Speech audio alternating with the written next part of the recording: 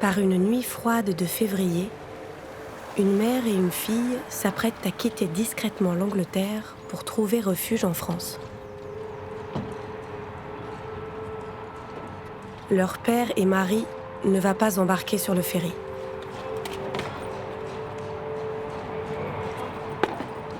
Il ne sait pas quand il pourra revoir sa fille Bethany. Au revoir, papa. À bientôt. Bonne chance, ma belle.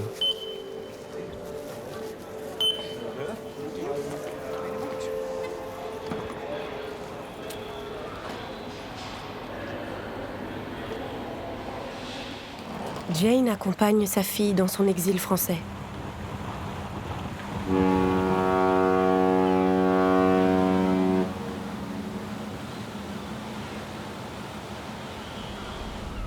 Bethany fuit les services sociaux britanniques.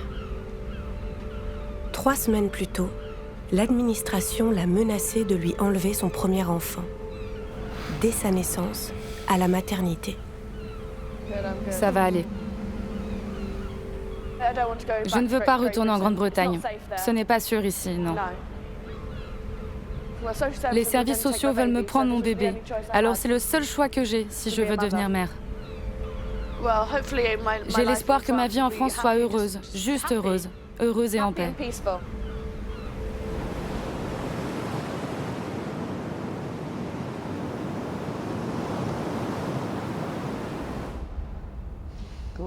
Endors-toi, mon bébé, endors-toi. Il bat, son cœur bat. J'ai vraiment envie d'arriver maintenant. Bethany est enceinte de 8 mois. Avant même de devenir mère, les services sociaux ont décrété que cette célibataire de 22 ans est incapable d'être maman. Ils décident, c'est tout. Nous prenons votre bébé. Ils ne donnent aucune explication. Ils viennent juste nous dire, nous prenons le bébé. Nous allons placer votre bébé dans une famille d'accueil parce que nous avons des doutes sur de la possible maltraitance. De la possible maltraitance dans le futur. Bethany est la petite dernière de sa fratrie. 3 sœurs, dont l'aînée, Becky, s'est suicidée il y a 6 ans, laissant derrière elle un nourrisson. Depuis ce drame, toutes les femmes de la famille sont dans le collimateur des services sociaux. Lorsque la seconde sœur, Jodie, a accouché, son premier bébé lui a été arraché dès sa naissance. Depuis qu'elle est enceinte, les services sociaux considèrent que Bethany présente elle aussi un risque pour son futur bébé. Ils veulent emporter son bébé à présent. Ils disent qu'elle est alcoolique. Parce que quand sa sœur est morte, elle a bu. Elle avait 16 ans. Elle en a maintenant 22. Il y a 6 ans, elle a pris un verre. Ils m'ont envoyé un courrier qui disait « C'est votre dernière chance. » Ma dernière chance, ils m'en ont donné aucune. Ils m'ont juste dit « Ceci est votre dernière chance avant que nous ne prenions votre futur bébé. » Et puis ils m'ont donné 5 jours pour trouver un avocat. En 5 jours, qui peut faire ça?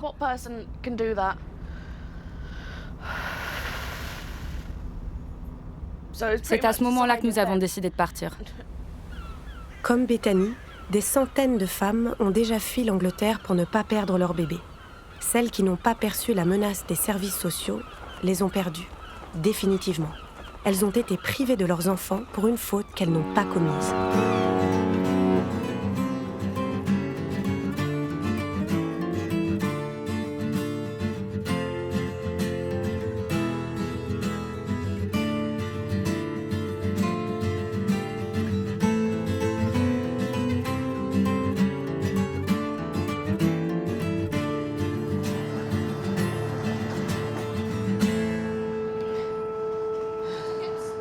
Arrivées sur les côtes normandes, Bethany et Jane sont attendues par Jenna, une Anglaise installée sur le continent depuis plusieurs années.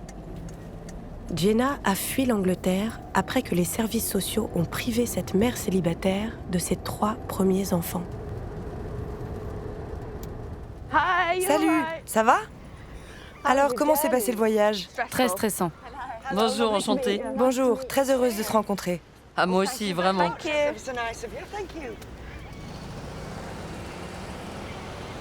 C'est la dernière étape d'un chemin de croix. Ça va aller beaucoup mieux. Jenna et Bethany se sont rencontrées sur Facebook il y a quelques semaines. Jenna vient en aide à ses futures mamans qui veulent échapper à l'arbitraire des services sociaux.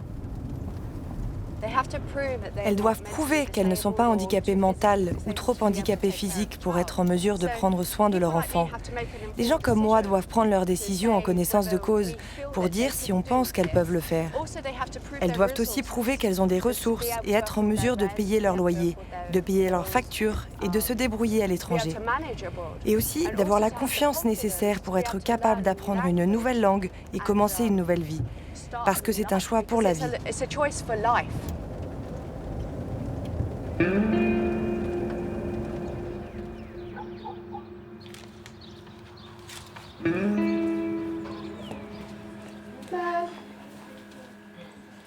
Oh, merci. Tu as apporté le courrier à maman? Merci beaucoup. Jenna a trouvé refuge près de Nantes, où elle a fondé une autre famille avec son nouveau compagnon. En France, leurs 2 nouveaux enfants sont à l'abri de l'administration anglaise. En 4 ans, Jenna a déjà recueilli plus de 40 familles. Viens voir si tu as tout ce qu'il te faut, ma belle. Si tu as besoin de quoi que ce soit, je peux aussi te le prêter. Merci beaucoup, Jenna. Merci. Tu me sauves la vie. T'as bien dormi? Comme un bébé, comme un loir. Pour aider toutes ces femmes, Jenna peut compter sur un homme, à l'origine de ce réseau de solidarité. Autrefois élu dans le comté du Kent, Ian Joseph a fait fortune sur la Côte d'Azur, où il vit depuis 40 ans. Depuis, il a aidé financièrement une centaine de futures mamans comme Jenna à s'installer hors d'Angleterre. J'ai aidé Jenna à s'échapper en France parce que les services sociaux lui avaient déjà pris ses 3 enfants. Quand elle s'est retrouvée de nouveau enceinte, ils l'ont menacée et elle m'a dit « Mais on n'a rien fait !» Alors je l'ai aidée à s'échapper et elle m'a demandé si elle pouvait faire quelque chose en retour. Je lui ai dit « Oui, tu peux aider d'autres mères à s'échapper. » Je n'ai jamais refusé d'aider une femme enceinte du moment qu'elle me le prouve.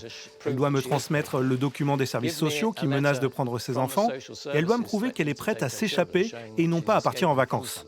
Qu'elle m'appelle d'Irlande, de France ou d'ailleurs, elle doit me dire « Voilà qui je suis, vous avez tous les documents, voilà mon compte bancaire et moi, je leur fais un transfert. »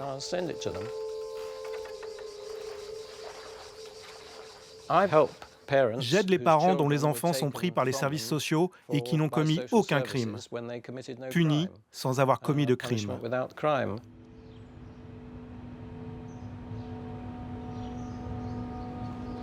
Pourquoi des futures mères, des familles innocentes, perdent-elles le droit d'élever leurs enfants sans avoir commis la moindre maltraitance? Y aurait-il quelque chose de pourri en ce royaume d'Angleterre? La réponse se trouve dans un texte de loi aux conséquences invraisemblables, le Children Act de 1989. Il offre les pleins pouvoirs aux travailleurs sociaux au nom de la protection de l'enfance. Il contient une notion juridique inconcevable dans un texte de loi, la probabilité de maltraitance. Ces termes sont bien écrits noir sur blanc. Ils anticipent les souffrances subies par un enfant dans le futur. Je suis devenue travailleuse sociale en 1977, quand j'ai eu mon diplôme. J'ai travaillé comme travailleuse sociale, mais aussi comme responsable pendant près de 40 ans. Il y a eu une évolution où la protection de l'enfance est devenue le Graal chez les travailleurs sociaux. On est passé de l'aide aux familles d'une manière générale, où l'on travaillait en symbiose avec elles, à une situation où ces gens devenaient un risque. Au fil des années, cette notion de risque a autorisé toutes les formes de suspicion de maltraitance future, psychologique, physique et même émotionnelle. Le Children Act de 1989 est le fruit de la pensée d'un gouvernement qui a transformé des innocents en coupables. Tout a commencé en 1979. Après des années de pouvoir travailliste, l'Angleterre confie son destin politique aux mains des conservateurs et à sa dirigeante emblématique, Margaret Thatcher. Issue de la classe moyenne, Thatcher souhaite imposer au peuple sa propre réussite personnelle. Un chemin où l'accompagnement des plus faibles ne trouve aucune grâce à ses yeux. A bill to privatise the National Freight Corporation. A bill to privatise bus companies. A bill to privatise cable and wireless. And a bill to privatise the British Steel Corporation. Margaret Thatcher violente le peuple et casse aussi le système de protection sociale.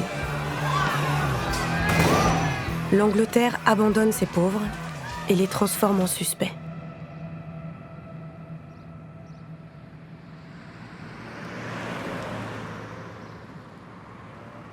Je m'appelle Colin Racy, j'ai 34 ans et je suis né à Norwich.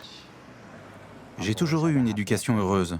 Je n'ai pas vécu avec ma mère, je n'ai pas connu mon père biologique, mais j'ai vécu avec ma grand-mère. Pour moi, c'était normal. J'ai été aimé à chaque seconde de ma vie. Dépendant des aides sociales, Colin vit en dessous du seuil de pauvreté. Il perçoit 1 000 € par mois qu'il partage avec Claire, sa compagne, qui souffre d'épilepsie. Je m'appelle Claire Fox, j'ai 24 ans. J'ai vécu en famille d'accueil à partir de mes 12 ans et j'ai vécu dans 3 familles d'accueil différentes, puis en foyer jusqu'à mes 21 ans. Lorsqu'on s'est rencontrés avec Colin, au départ on ne savait pas trop quoi se dire, et puis un beau jour, nous n'avons pas arrêté de nous parler, et puis on a fini par sortir ensemble. Ça va, chérie? Ouais. Cette photo de leur premier bébé est déjà un souvenir. Une petite fille née il y a 5 mois et que les services sociaux leur ont retirée 3 jours après sa naissance. Quand Claire s'est retrouvée enceinte et après son 3e mois de grossesse, bien sûr, nous sommes allés faire une échographie chez le médecin pour s'assurer qu'elle était bien enceinte, et elle l'était. Puis nous avons eu un rendez-vous avec une sage-femme. C'était une visite de routine pour voir comment allait Claire et si le bébé grandissait bien. Au cours de ces examens de routine, les services sociaux du comté de Cambridge déclenchent une enquête qui met à jour leur passé, leur mode de vie et leurs revenus. Et comme le prévoit le Children Act, une évaluation des risques de maltraitance futurs. Risque potentiel de violence physique, risque potentiel de violence émotionnelle, risque potentiel de négligence. Au 5e mois de grossesse, les services sociaux concluent que Colin et Claire ne semblent pas capables d'être de bons parents. Ensuite, on nous a dit que nous allions perdre notre fille dès qu'elle allait naître. Pour eux, Claire était une cible facile. La suspicion se porte sur les parents les plus pauvres, ceux qui ont eu besoin ou encore besoin des services sociaux pour une raison quelconque. En raison du besoin, principalement pour cela, ce besoin social s'est transformé en risque.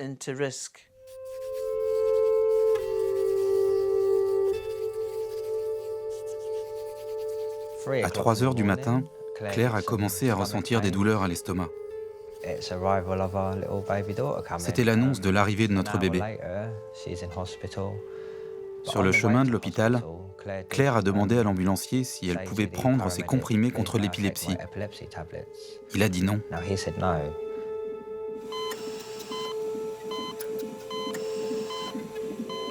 Pendant l'accouchement, Claire est victime d'une crise d'épilepsie dont elle sort épuisée. Incapable de s'occuper de son bébé, il n'en faut pas davantage pour la disqualifier totalement auprès des services sociaux. Quand je l'ai vue, j'ai trouvé mignonne. Lorsque Colin la tenait, je pensais en moi-même, « Waouh, cette petite fille vient de sortir de moi. » 3,7 kg. Ouais, 3,7 kg.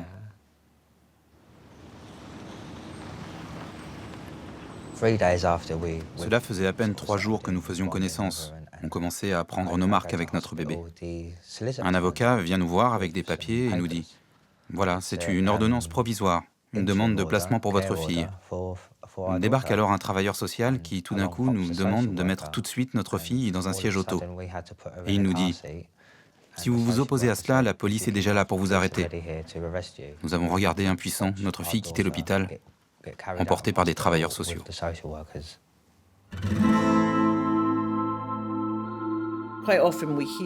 Nous entendons très souvent dire « cela va rompre le cycle de la pauvreté ».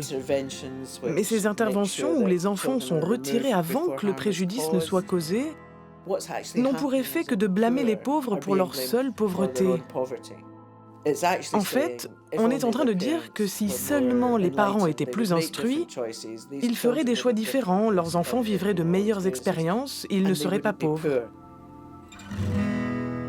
Dorénavant, Colin et Claire attendent de savoir si la justice va les autoriser ou non à récupérer leur bébé. En Grande-Bretagne, les futurs parents ne sont pas les seuls à être menacés par le Children Act. Des familles établies sont aussi injustement brisées du jour au lendemain.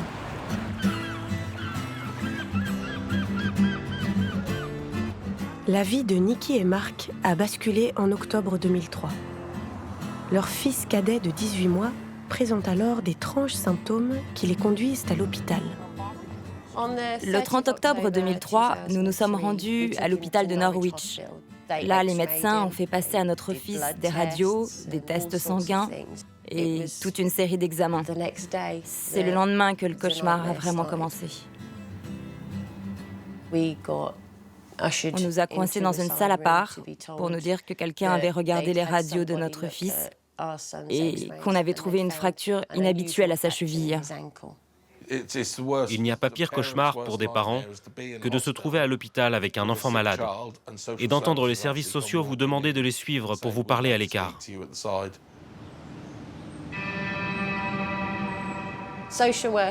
Les travailleurs sociaux nous ont dit que notre fils avait ce qu'ils appelaient des blessures non accidentelles. En d'autres termes, quelqu'un lui avait infligé ces blessures en le secouant. À ce moment-là, on se regarde l'un l'autre. On a un doute et on se dit « Attends un instant, c'est toi qui as blessé cet enfant ?»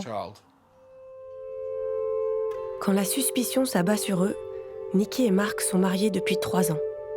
Ce couple paisible et sans histoire vit dans un quartier résidentiel de Cromer, sur la côte est de l'Angleterre.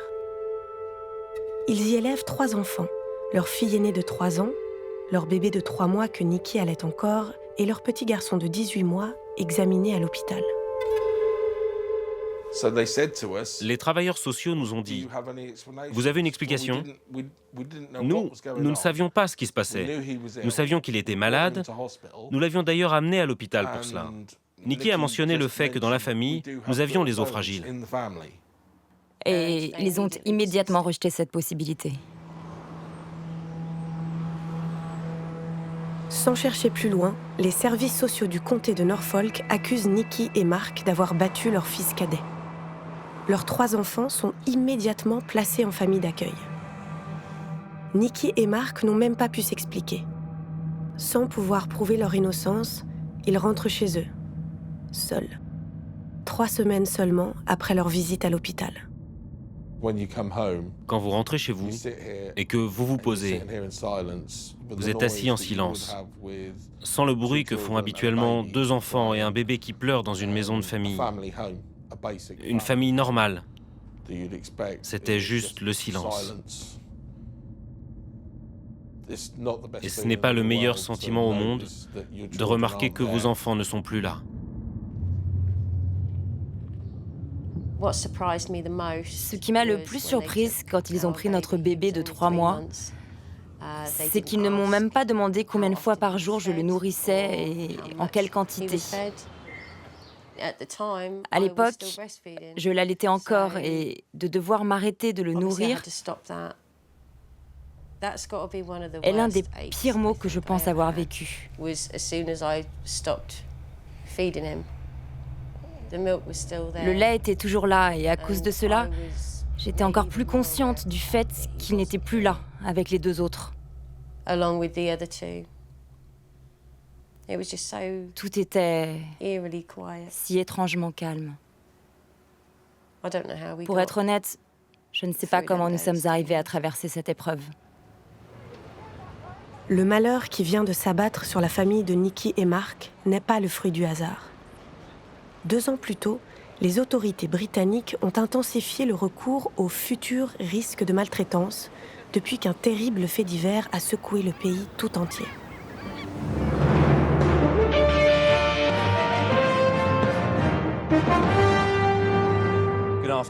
Bonsoir. Dans l'une des pires affaires d'enfants martyrisés, la Cour d'Angleterre a condamné un couple du nord de Londres pour le meurtre d'une enfant de 8 ans. Anna Climbié est morte de froid après avoir enduré les sévices infligés par sa grand-tante Marie-Thérèse Kouao et son compagnon Carl Manning. La famille de cette petite fille était pourtant suivie de près et depuis des années par les travailleurs sociaux, désormais contraints de faire leur examen de conscience. Nous sommes confrontés à une crise nationale. Nous investissons des sommes d'argent colossales, du temps et de l'énergie pour faire fonctionner notre système de protection de l'enfance, mais nous n'y parvenons pas. Mon sentiment à cette époque, c'est que les services sociaux de Londres étaient sous une pression énorme. Ils étaient en réorganisation complète et leurs responsables valsaient. Vous arriviez le matin au travail et votre bureau avait été vidé, on ne savait pas où on devait aller et quelqu'un d'autre avait pris votre place. Dans les services sociaux, c'est la panique. Une pression maximale s'abat sur les fonctionnaires du royaume. Sur le terrain, ils doivent tout faire pour traquer les parents maltraitants et trouver des motifs de retrait. Le système va très vite dérailler. Les cas iniques se multipliaient.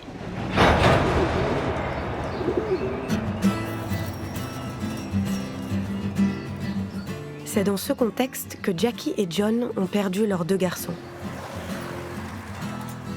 Pour une simple bosse sur la tempe de leur bébé. On ne m'interroge sur rien, c'était juste de la maltraitance. On sait ce qui est arrivé, il a une fracture du crâne, il saigne du cerveau.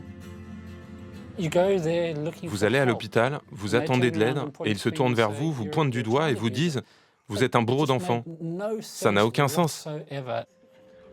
3 semaines après cet examen aux urgences, les 2 enfants de Jackie et John sont placés en famille d'accueil. Leurs parents sont entendus par la police de leur comté. La police est à l'étage, ils prennent des photos dans les chambres des garçons, ils photographient tout et nous interrogent. Et juste avant de partir, alors que nous prenons un café avec eux, un policier nous dit « Maintenant que l'on est venu, que l'on a fouillé votre maison et que l'on vous a rencontré, nous ne comprenons pas pourquoi vous êtes poursuivis. » Un mois plus tard, les forces de l'ordre du comté envoient à Jackie et John le procès verbal de leur enquête et leurs conclusions. David Gale est un ancien policier qui les soutient dans leur combat pour faire valoir leur innocence.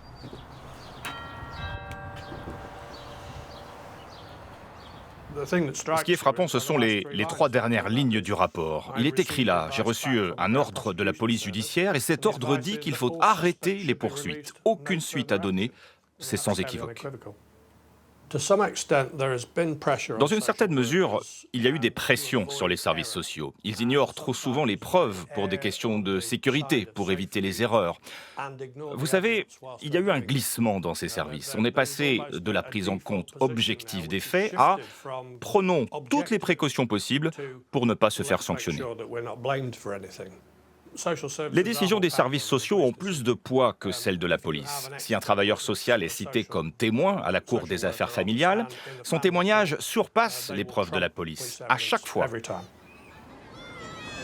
Si la police a besoin de preuves, les services sociaux ont surtout besoin de résultats. Depuis la création du Children Act de 89, les évaluations pour soupçons de maltraitance ont augmenté de 302%. Alors que les vrais cas de maltraitance ont diminué de moitié.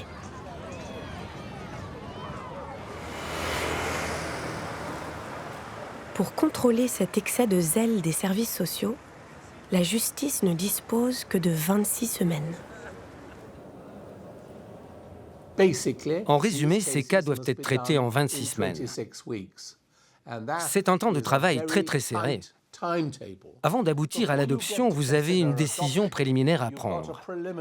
Est-ce que cet enfant doit être pris en charge en famille d'accueil? Les 26 semaines vont du début de la procédure de la prise en charge de l'enfant par l'autorité publique jusqu'à la conclusion de son cas et l'adoption définitive. Vous avez seulement 6 mois pour faire toutes les enquêtes, pour faire tout le travail nécessaire et pour tenter peut-être de réhabiliter les parents et leur apporter une aide suffisante.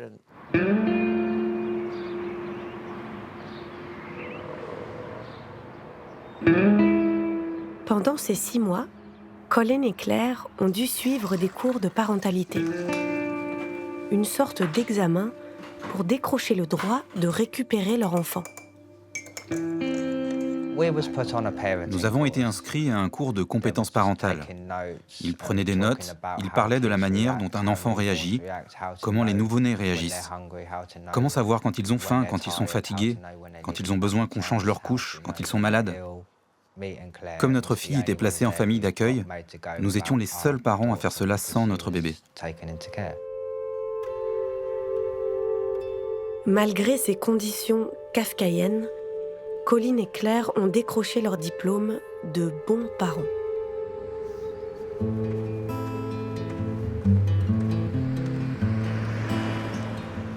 Nous allons voir notre fille au centre de médiation familiale de Hillrise. Nous allons y rester pendant 2 heures. J'espère qu'on va passer du bon temps avec notre fille. Colin et Claire sont toujours à l'épreuve. 3 fois par semaine, ils font ce trajet depuis 6 mois. 3 rencontres hebdomadaires pour se rendre dans un centre de médiation familiale. Un lieu neutre où ils tentent de rattraper le temps perdu avec leur fille. Sous la surveillance d'une travailleuse sociale. Au cours de ces séances, tous leurs faits et gestes sont consignés dans des comptes rendus rédigés minute par minute. Rien ne leur est épargné. Retrouver la garde de leur bébé passe par cette inquisition. En cette fin du mois d'avril, ils retrouvent leur fille pour la dernière fois, avant que la justice ne décide de leur sort. Tu es maline, hein? Tu es maline.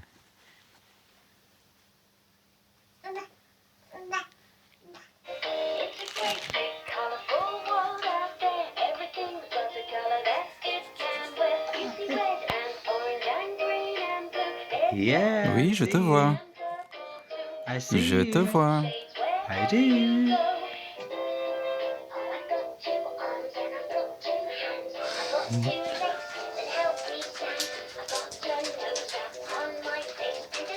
Hello. Coucou.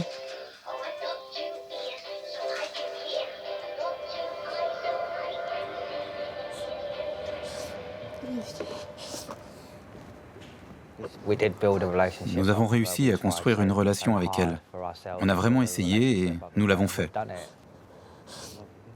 Vous savez, nous voulons juste avoir la chance d'être un père et une mère pour elle. Même devant une cour criminelle, tu es innocent jusqu'à ce que tu sois jugé coupable. Ben nous, on nous a déclarés coupables alors que nous n'avons même pas eu notre enfant avec nous. Je ne sais vraiment pas quoi dire de cela. Je suis très en colère. Le système judiciaire de ce pays est vraiment diabolique. Quand nous irons à l'audience, je ne sais pas si nous aurons droit à une visite ou si notre fille disparaîtra tout de suite après. On ne saura pas ce qui se passe jusqu'à ce qu'on aille à cette audience et que les juges nous disent « C'est nous qui contrôlons la vie de votre fille, plus vous. C'est eux qui décident. »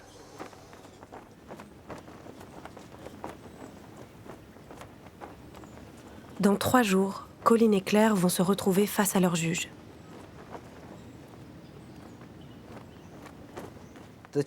C'est comme si l'État revendiquait l'enfant comme sa propriété.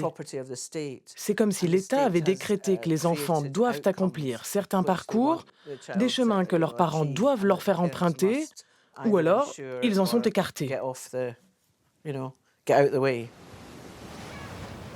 Comment supporter cette injustice programmée? Nikki et Mark ont eu la tentation d'enfreindre la loi dans cette période des 6 mois, dans l'attente du jugement final. Ça aurait été facile, ça aurait été très facile de kidnapper nos enfants.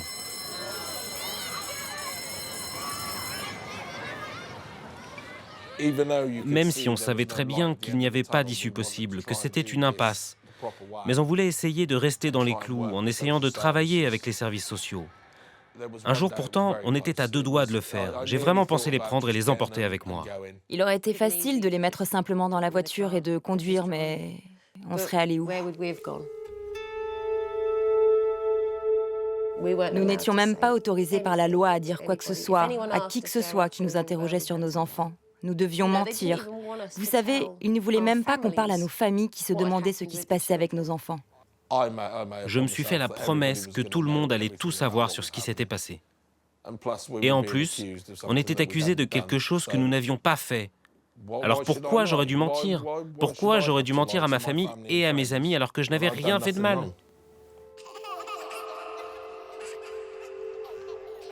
Notre fille allait vers ses 4 ans. La pire chose, ce fut ce jour où elle nous a dit « Pourquoi je ne peux pas revenir à la maison? Est-ce que c'est parce que j'ai été méchante ?» Vous savez, même à son âge, elle considérait que c'était de sa faute si elle était placée en famille d'accueil. Elle a dit au tuteur « Pourquoi nous devons vivre ici ?» Le tuteur lui a répondu « C'est parce que maman et papa ont blessé ton petit frère. » Au terme du délai de 6 mois, Nikki et Mark ont été jugés responsables des fractures de leur cadet. Ils ont définitivement perdu leurs 3 enfants. Leur fille aînée et ses 2 frères ont immédiatement été déclarés adoptables.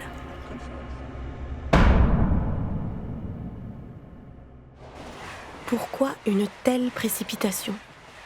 La raison dépasse l'entendement. En Angleterre, le gouvernement impose des quotas d'adoption aux autorités locales chargées de la protection de l'enfance.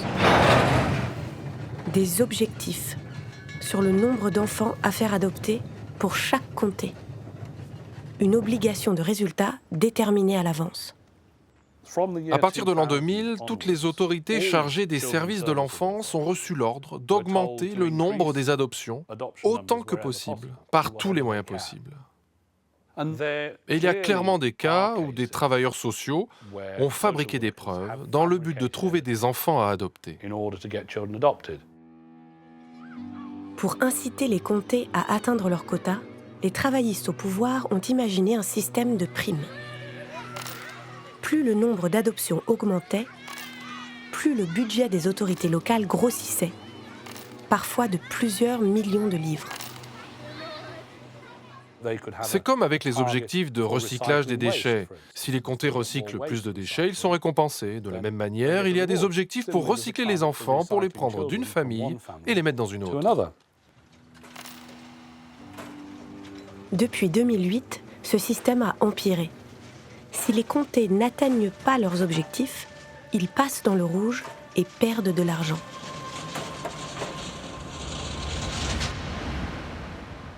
C'est cette logique terrifiante mise en place par l'État qui s'est abattue sur Colin et Claire.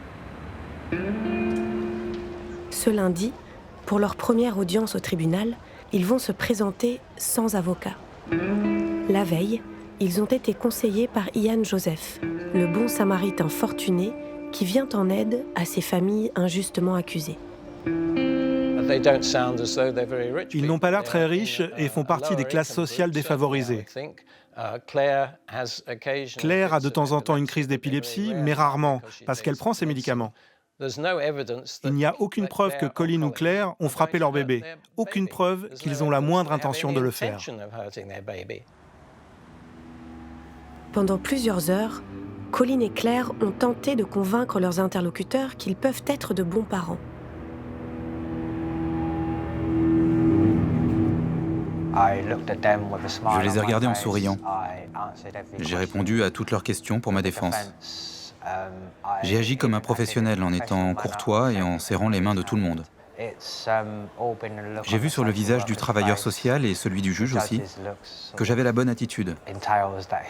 Il sait qu'on est dans notre bon droit. On a demandé au juge une ordonnance de surveillance. Et s'il accepte, on pourrait récupérer notre fille. Si le juge accepte notre demande, on aura notre fille chez nous 7 jours sur 7. Les services sociaux viendront tous les jours pour nous surveiller. Et quand ils partiront, notre fille restera avec nous. Le couple a encore de l'espoir. Mais il ignore que la partie est probablement tronquée. C'est ce que Mark et Nikki ont découvert, le jour de leur procès. Face à la Cour des affaires familiales, tu ne peux rien faire. Tu laisses juste les gens te détruire et te raconter les pires moments de ta vie. J'ai commis un vol avec blessure. J'avais 14 ans et l'autre personne en avait 15. On s'est battu et je l'ai frappé une seule fois. Et tu as aussi volé une machine à chewing-gum. Ouais, j'ai volé une machine à chewing-gum. Le seul argument qu'ils avaient, t'es une mauvaise personne parce que t'as eu une enfance difficile. Et aussi parce que tu as été en famille d'accueil. C'était le gros point noir. Avoir été placé en famille d'accueil. Encore aujourd'hui, il y a beaucoup de gens qui pensent que les parents qui ont grandi en famille d'accueil ne peuvent pas être de bons parents. Nous, dans les tribunaux des affaires familiales, nous devons tout le temps regarder vers l'avenir. Bien sûr, nous devons voir ce qui est arrivé par le passé, mais c'est seulement pour nous guider pour ce qui va se produire probablement dans le futur. Nous devons regarder le passé, mais seulement dans la mesure où il nous sert de guide pour l'avenir. Tout ne serait donc pas joué d'avance. Le lendemain, Colin et Claire sont convoqués pour leur dernier jour d'audience.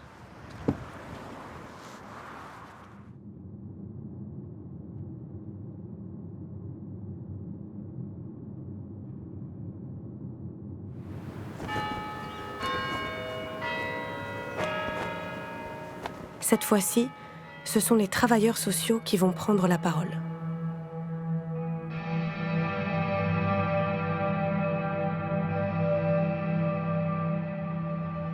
En fin d'après-midi,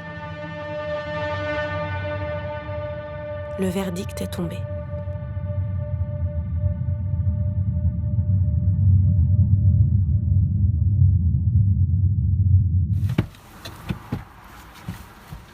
We've lost her.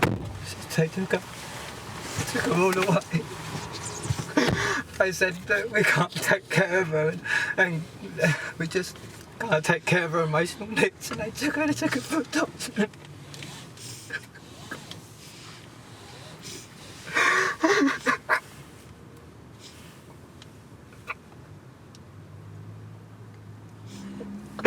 They took our baby. They stole our baby for nothing.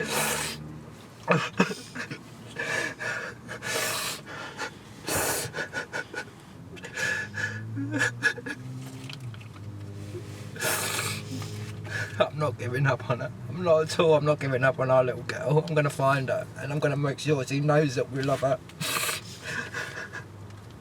Screw what they say.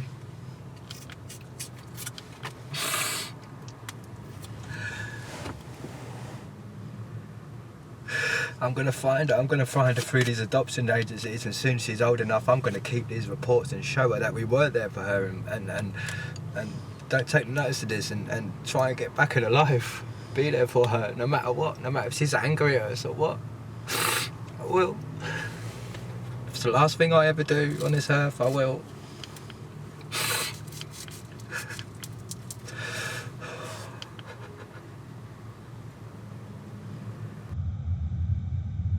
Désormais, le bébé de Colin et Claire va faire l'objet d'une publicité pour séduire ses futurs parents.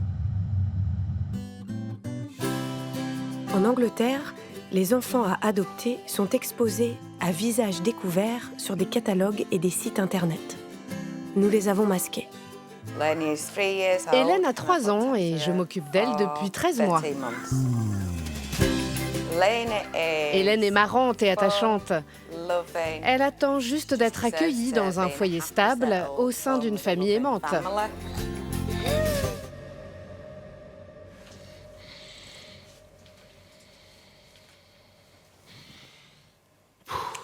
Je suis horrifié de voir ça en vidéo. Je trouve juste que c'est dégueulasse. Il y a 12 ans, au moment de leur adoption, les 3 enfants de Nikki et Mark ont eux aussi fait l'objet d'un petit film promotionnel.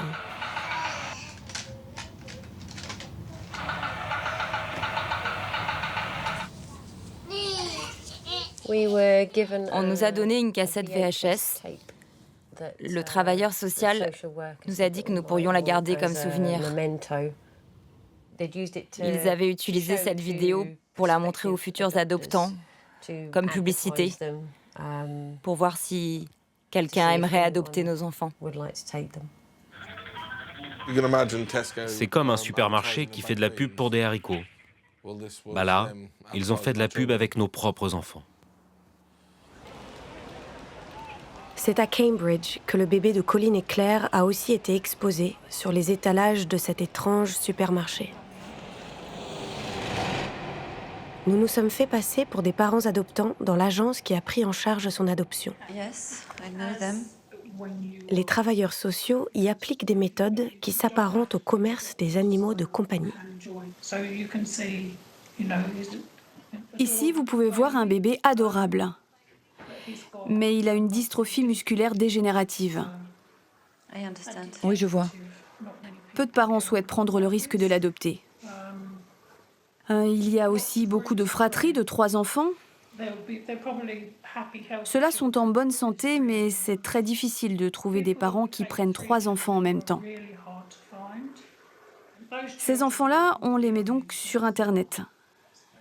Il y a beaucoup d'enfants d'Afrique noire, mais pas assez de parents noirs adoptants. Ceux-là aussi doivent donc aller sur Internet. C'est un peu comme du shopping en ligne ou sur un catalogue. Ça ressemble à ça, mais on est obligé de le faire. Et vous, vous en pensez quoi? Ce n'est pas bien, mais c'est nécessaire. Ça marche. Grâce à ça, les enfants trouvent une nouvelle famille en 3 mois au lieu de 3 ans. Ça accélère les adoptions, c'est beaucoup plus rapide. En quelques mois à peine, l'agence n'a eu aucun mal à trouver de nouveaux parents aux bébés blancs et bien portants de Colin et Claire.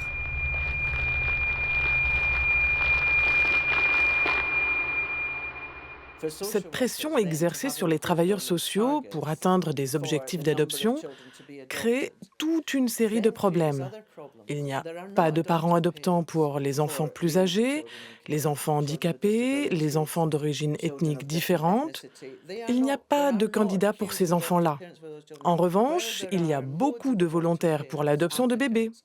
Mais ce qu'ils veulent, ce sont des bébés blancs sans handicap. C'est ça qu'ils veulent. En 2015, sur les 7740 enfants en attente d'adoption, moins de 40% ont trouvé de nouveaux parents. Pendant ce temps-là, 70 000 enfants restent en famille d'accueil ou en foyer. Ils coûtent près de 2,8 milliards d'euros par an à la collectivité. Au contraire des parents adoptifs, les familles d'accueil perçoivent des sommes d'argent conséquentes pour faire leur travail. Quand vous adoptez un enfant, vous n'êtes pas payé pour cela. Et c'est une raison pour laquelle les autorités locales préfèrent favoriser les familles adoptives. Ils n'ont pas à les payer. Ils économisent beaucoup d'argent s'ils sortent les enfants du système des familles d'accueil pour les donner à des parents adoptifs, même si cela peut prendre des années. Une fois ces enfants adoptés, le pays ne dépense plus d'argent pour eux. En novembre 2015, le Premier ministre David Cameron a tapé du poing sur la table pour exiger toujours plus d'adoptions. Et pour se débarrasser de ces enfants sans parents, l'État, sans aucun scrupule, fait appel à des agences privées. Ce qui est discutable, c'est l'idée même que le marché est un acteur positif pour améliorer la prise en charge des enfants. C'est vraiment loin d'être évident. Les enfants ont le droit de savoir qu'il y a un service public conscient et responsable pour s'occuper d'eux. Plus on sous-traite au privé, et plus l'argent s'impose. Nous savons que retirer des enfants à leur famille et mélanger argent et enfants, c'est la recette du désastre. Au Royaume-Uni, l'adoption est une tragédie à l'infini. Les parents injustement séparés de leurs enfants sont en effet privés à vie de leur statut de parents. L'adoption est irrévocable, l'erreur irréparable. Avec le Children Act, le Royaume-Uni a trouvé le moyen d'effacer les parents biologiques.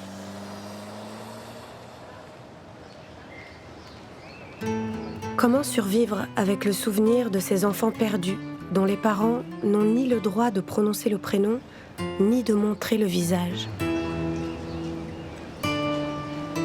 Jackie et John gardent une lueur d'espoir. Revoir un jour leurs 2 garçons perdus à cause d'une simple bosse. Les retrouver à leur majorité pour leur apprendre leur histoire familiale. On a créé cet ouvrage pour les garçons. Les garçons en ont un chacun. C'est un livre de généalogie. Ce livre leur permettra de découvrir et d'apprendre d'où ils viennent et quelle est leur histoire.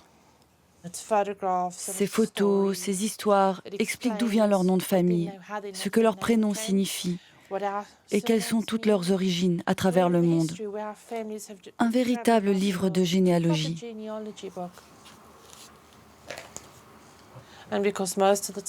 La plupart du temps, comme l'adoption est irrévocable, leurs dossiers sont inaccessibles. Ils ne peuvent pas avoir accès à leur propre histoire. Aujourd'hui, ils n'ont qu'une seule version de l'histoire, celle qui leur a été racontée par leurs parents adoptifs et par les travailleurs sociaux, mais pas notre version. Peu à peu, Jackie et John ont mis à jour la version de leur histoire, fabriquée par les services sociaux. Après avoir perdu ses 2 enfants, Jackie a décidé d'étudier le droit de la famille.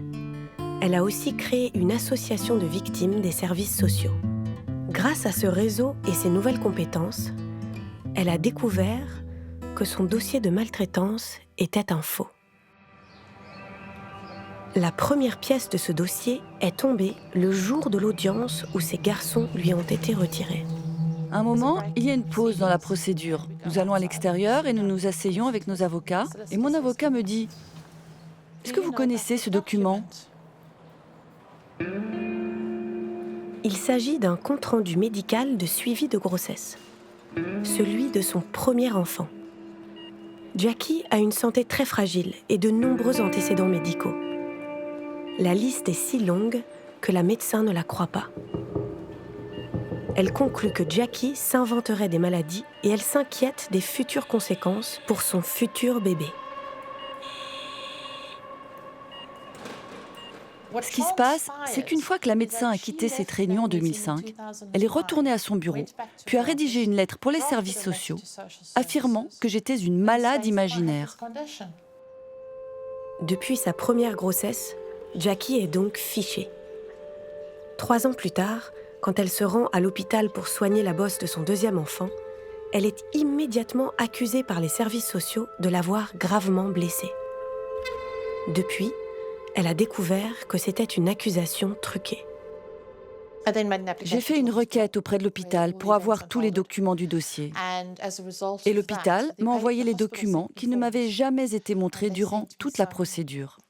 Les comptes rendus médicaux établissent que mon fils n'a jamais eu de blessure. Mais les services sociaux ont dit que mon fils avait bien eu le crâne fracturé.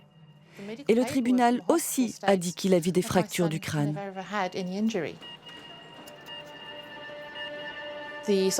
Pourtant, le rapport médical, qui n'a jamais été montré au juge, affirme que mon fils n'a jamais eu de fracture.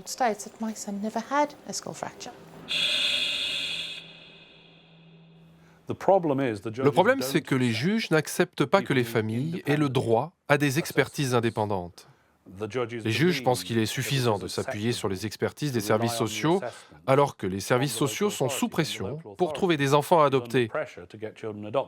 C'est parfaitement injuste, c'est une parodie de justice.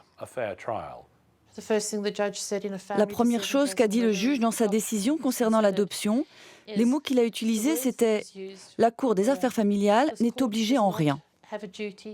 En d'autres termes, les juges n'ont aucune obligation pour chercher à établir la vérité. Dans le droit de la famille, s'il y a une accusation de maltraitance, ils ne sont pas obligés d'enquêter. Si les juges avaient voulu chercher, ils auraient pu trouver des indices pour établir l'innocence de Jackie. Il y a 2 ans, elle a découvert qu'elle souffre d'une maladie génétique transmissible aux enfants. Une maladie qui provoque des hématomes ou des bosses, au moindre petit choc. En fait, nous avons posé cette question précise aux généticiens. Puisque Jackie a cette maladie, est-ce que nos garçons pourraient l'avoir? Et si je me souviens bien, il a dit oui. Il y a 50% de chances que oui. Mais évidemment, il n'y a aucun moyen que nous puissions le vérifier. Et pourtant, tout s'éclaire. Ça expliquerait tout.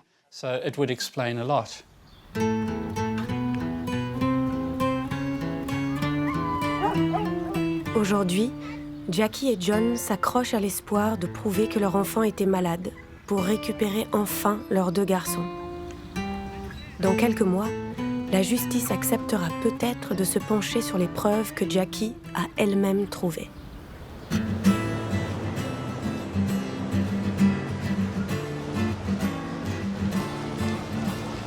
Mark et Nikki ont renoncé à récupérer leurs enfants. Ils ont fondé une nouvelle famille. Brandon est né il y a 10 ans, 1 an après l'adoption de ses 3 frères et sœurs. Le petit garçon est le rescapé d'une tempête qui a duré plus d'1 an. Quand j'ai découvert que j'attendais Brandon, ça a été un mélange d'horreur, d'incertitude. Je l'ai gardé pour moi pendant 5 mois. Après, je n'ai pas pu le cacher plus longtemps. Cela commençait à se voir. Nous n'allions pas perdre un 4e enfant. C'était pas possible. On allait faire tout ce qui était en notre pouvoir pour garder cet enfant. Les services sociaux ont brandi le soupçon de maltraitance future. Ils menacent Nikki et Mark d'enlever leur futur bébé dès sa naissance. 2 semaines avant l'accouchement, le couple s'enfuit en République d'Irlande pour se mettre à l'abri de la loi britannique. Quand on est arrivé à l'hôpital de Wexford en Irlande, on leur a dit pourquoi nous étions là. On a été honnête. On leur a dit que nous étions là pour avoir notre bébé, qui aurait été enlevé à sa naissance s'il était né dans son pays.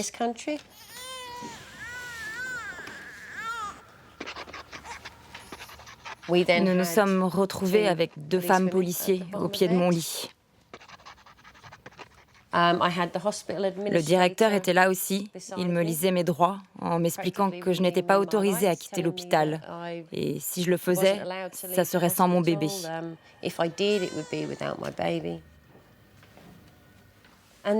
Peu de temps après que j'ai donné naissance à mon bébé, les services sociaux anglais du comté de Norfolk sont arrivés.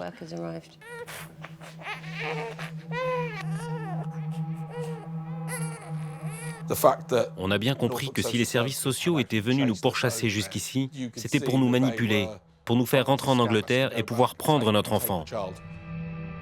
Nikki et Mark ont compris qu'ils ont une partie à jouer. Le soupçon de maltraitance ne s'applique pas en Irlande. La justice anglaise ne peut placer leur bébé sous tutelle ni imposer aux médias le secret lié à la protection des mineurs. Pour une fois, les journalistes britanniques peuvent témoigner de leur affaire. Si vous réalisez un travail comme le vôtre en Angleterre, vous allez en prison. Je suis sûr que vous ne voudriez pas vivre ça. Et de nombreux journalistes en Angleterre ne le veulent pas non plus. Ils ne peuvent pas être aussi précis et enquêter en détail sur les cas individuels comme vous le faites. Très vite, les médias britanniques prennent fait et cause pour leur bataille. Tout le pays s'en émeut. Mark et Nikki peuvent à présent négocier avec les services sociaux. Ils accepteront de rentrer en Angleterre à condition qu'on leur laisse une chance.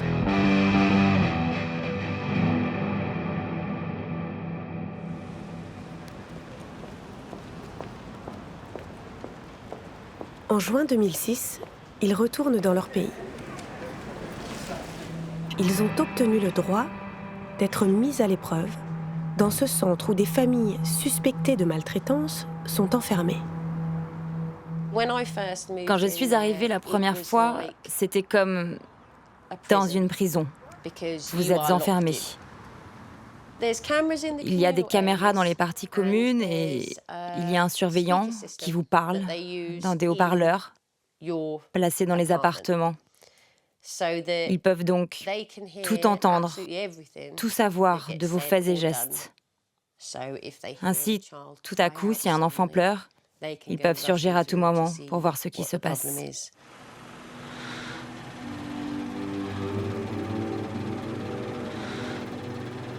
On va pas se louper. On va être de gentils parents. On va faire tout ce qu'ils veulent. Et comme ça, on pourra récupérer Brandon. Les prisonniers ont décidé de prendre ce système de surveillance à son propre jeu. Pour prouver qu'ils ne commettent aucune faute, ils filment et témoignent de leur quotidien. L'histoire, c'est qu'ils te mettent dans ce centre pour te pousser à la faute. Ils se foutent complètement de ce que tu peux bien faire. Au bout de 5 mois, Nikki et Mark sortent de cet enfer. Ils n'ont offert aucun prétexte aux services sociaux pour leur voler Brandon.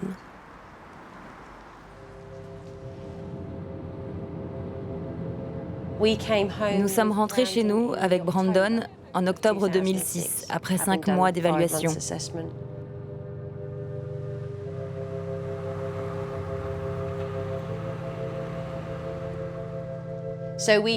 Ensuite, nous avons eu des visites régulières des services sociaux.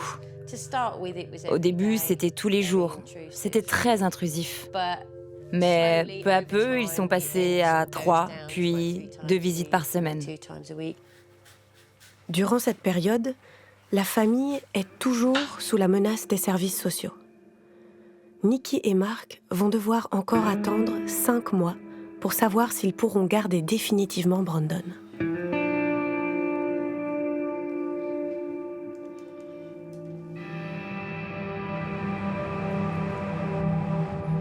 Le 26 juin 2007, c'est la délivrance, la fin de 13 mois de cauchemar. Qu'est-ce que ça signifie pour vous de pouvoir garder Brandon après tout ce temps? On est très heureux de le garder avec nous et qu'il reste avec nous. Merci beaucoup et bonne chance. Pourquoi la justice a-t-elle enfin donné le droit à Mark et Nikki d'être parents? Elle n'a pas eu le choix. Quelques mois plus tôt, Nikki a reçu des analyses d'une contre-expertise judiciaire réalisée par un éminent pédiatre américain. Ce spécialiste a fait une découverte déterminante. Les services sociaux ont accusé à tort Mark et Nikki de maltraitance. Leur fils cadet n'a pas été roué de coups. Ces fractures étaient causées par la maladie du scorbut.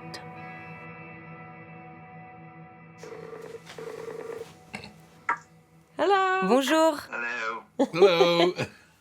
C'est super de pouvoir enfin mettre un nom sur un visage. Combien de temps vous avez mis pour réaliser le diagnostic du scorbut?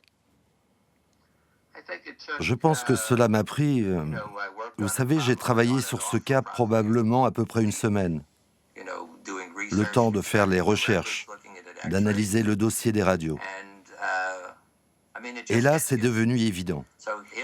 Donc voici un enfant avec des allergies alimentaires, avec le mauvais régime alimentaire, qui perd du poids. Avec tous ces symptômes, évidemment que c'était le scorbut. Les critères que les médecins ont retenus sur ces fractures étaient faux. Il n'y a rien de scientifique qui démontre une relation de cause à effet entre ces fractures et une quelconque maltraitance.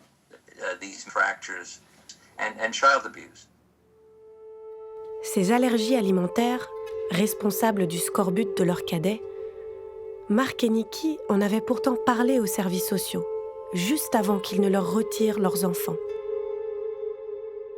Nous avons suggéré que le régime alimentaire de notre fils pouvait être aussi la cause de ces problèmes. C'est quelque chose dont nous avons parlé avec les travailleurs sociaux. Les 3 premiers enfants de Mark et Nikki ont été enlevés, puis adoptés à cause d'une erreur de diagnostic. La justice ne va pas pouvoir échapper à un nouveau procès. Elle va innocenter Mark et Nikki. Pourtant, le juge Wilson a tranché. Ils ne récupéreront jamais leurs enfants.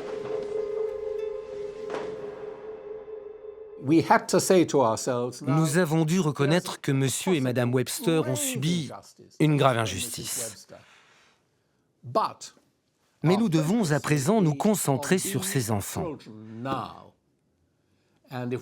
Si l'on considère les besoins de ces enfants et leur certitude qu'ils ont intégré une nouvelle famille pour la vie, eh bien cette femme est leur mère et cet homme est leur père. Les sortir de tout cela et les rendre aux Webster qu'ils n'ont pas vus depuis des années, eh bien, c'est leur imposer trop de choses sur le plan psychologique.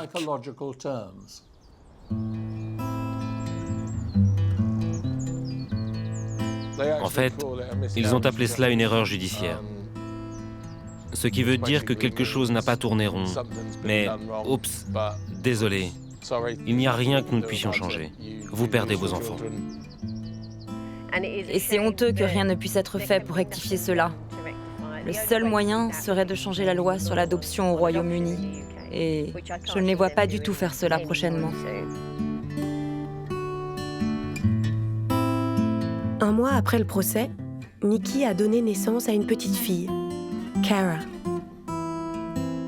La seule de la fratrie des 5 à ne pas avoir été persécutée par les services sociaux. Ma sœur a 16 ans. Et mes 2 frères... Je ne me rappelle pas de leur âge. Maman le sait. Peut-être que quand je les verrai, je pourrai leur faire un câlin et on pourra jouer ensemble. Cara fera peut-être un jour connaissance avec sa sœur et ses 2 grands frères, mais uniquement quand ils seront majeurs. S'ils se souviennent de leurs parents, s'ils parviennent à les retrouver, s'il leur en reste l'envie. En Angleterre, la loi de la protection de l'enfance ne laisse aucune chance aux familles qu'elle a brisées, sauf quand elles échappent à leur emprise.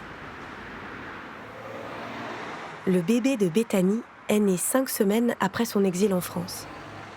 Dès la naissance de Louis, les services sociaux sont venus frapper à la porte de ses grands-parents. Je venais à peine de quitter Bethany en France pour rentrer en Angleterre quand ça n'arrêtait pas de toquer à la porte. C'était les services sociaux. Où est Bethany? Où est le bébé? Je leur disais, mais elle n'est pas là, elle n'est pas là. Elle est partie à l'étranger. En quittant leur terrain de chasse, Bethany a échappé au pouvoir de nuisance des services sociaux. Elle a pu négocier son retour en Angleterre sans perdre son bébé. C'était vraiment la bonne idée d'être partie en France pour avoir mon bébé. Sinon, je n'aurais pas eu mon fils. On me l'aurait pris à la naissance. Pendant 2 mois, les services sociaux ont mis la jeune maman à l'épreuve. Ils ont découvert que celle qu'ils soupçonnaient de future maltraitance est en réalité une bonne mère. Je voulais qu'on me donne une chance de devenir mère. Je n'ai jamais eu d'enfant avant. Comment peuvent-ils décider que je suis une mauvaise personne, un futur risque, une future maltraitante ? En réalité, il y a très peu de parents à qui l'on devrait retirer la garde de leurs enfants. Si l'on veut connaître le nombre d'injustices commises au nom de la protection de l'enfance, on se doit sans tarder d'entendre l'histoire des parents. Pas dans 20 ans, ni quand les enfants auront grandi et reviendront pour dire « Pourquoi cela m'est-il arrivé ?»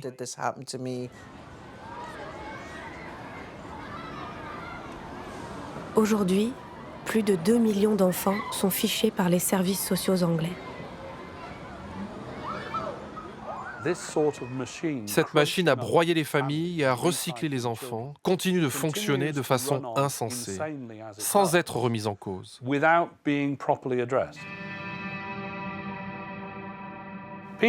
Dans les autres pays, les gens ne croient pas que ces choses-là se passent en Angleterre.